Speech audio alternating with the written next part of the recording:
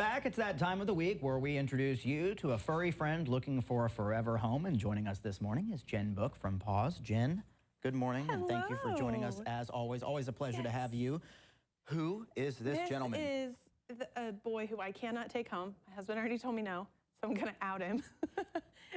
This is Max. And Max is, we have him down as a shepherd lab mix, but he's just, I would call him a brown dog.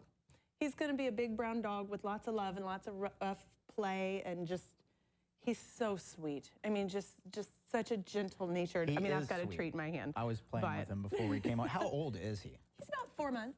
4 months? You're still a little puppy. Yeah.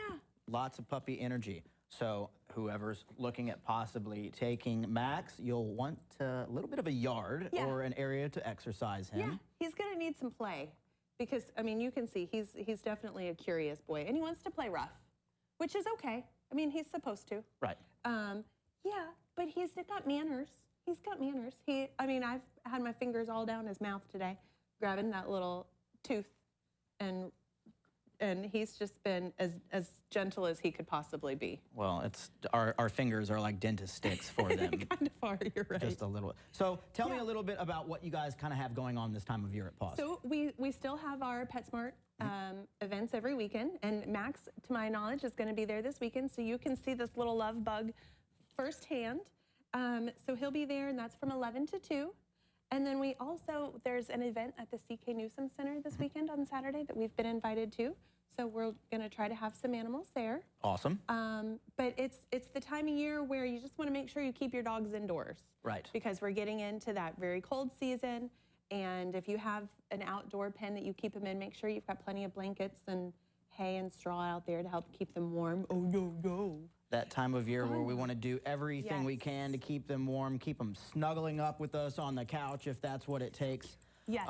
So if somebody wants to get involved, or actually, before we even get into that, let me ask you about this. As the holidays get closer, we always hear about people wanting to give a wonderful gift like Max to a loved one. Yes. What's our take on that, and why that might be a good idea or maybe not a good idea? So if you are a little kid, it's a fantastic idea. Right. I was that kid who got a puppy under the Christmas tree. Same. I got a little West Highland White Terrier in a box under the tree with a sweater on. I mean, it was the full hallmark. But it has to be something that everyone in the family is agreed upon. You know, if it's never good to be a surprise to give a living creature as a gift. But as long as it's something that the family is agreed upon, and we all know that it's going to be a lot of work and a commitment for, 10 to 15 years, then it's a great gift. But don't give it to somebody who's unexpected. But it's a wonderful, loving gift that can last, for their lifetime. But it's one of those things, don't give it to somebody unless you've talked to them about it, about the expenses, the work, the destruction, all of those things that are inevitably going to happen. Responsibility.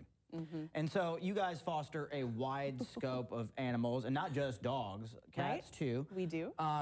So let's say someone's on the fence and maybe fostering's not for them, but they still want to get involved and help out, especially during the holidays. How can they do that? So you can always help us monetarily. We are always welcome to take some take some donations, and that includes money, food, blankets, anything that is at the pet store we will need at some point in time. And we have endless vet bills because all of our animals do go home spayed, neutered, and microchipped. It's also the time of year where we want to make sure that those dogs that are running free get microchipped because that's the only way to ensure that they find their way home. Right. Very scary. But if you want to help, you can donate. You can also, sometimes we have the need for temporary fosters, especially during this time of year when our fosters are going out of town. So maybe you are going to be a homebody for Christmas, but you want to help, but you know you aren't available all the time. We do have the need for temporary fosters on occasion where you can just foster for a week or two.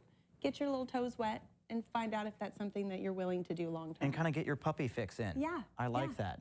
Maybe it's not for everybody to do it forever, but if you want to just do it for a week, who wouldn't want to take home a little adorable baby like Max here? I do. I do too. I can feel my wife texting me saying, no, we can't. Yeah, I got a full chat on the way here. Real quick, before we go, give us those PAAWS details real quick to find your info if people want to get involved. So you can find us at PAAWS.org. That's PAAWS.org. And send us a Facebook message. You can find us on Facebook. We're PAAWS No Kill Animal Shelter. You can message us on our website, but we're willing to take whatever you'll give us, and we're willing to accept the help however it's out there. Jen, it is always a pleasure having you on. And Max, see, he's excited already. He knows fosters are coming. We're going to send it out to meteorologist Griffin Hardy for a check of our Friday forecast. And now,